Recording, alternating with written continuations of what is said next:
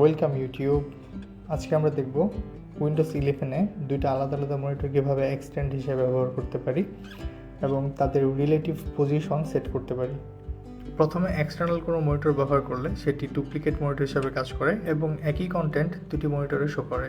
এটি চেঞ্জ করতে আমরা রাইট ক্লিক করে ডিসপ্লে সেটিংসে যাব, তারপর দেখতে পারবো যে ডিফল্ট হিসাবে দুটি মনিটর ডুপ্লিকেট হিসাবে দেওয়া আছে।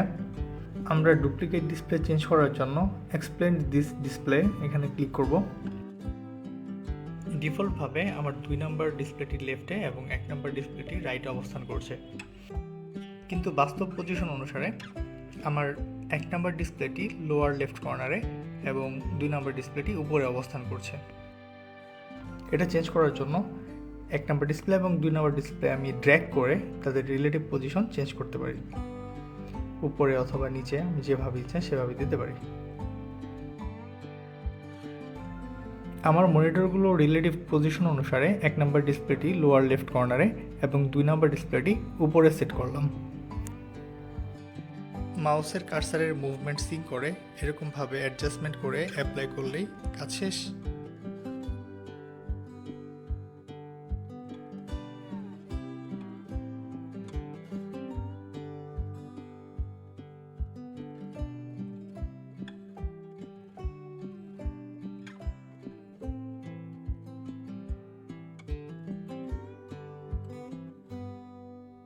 Thank you so much for watching.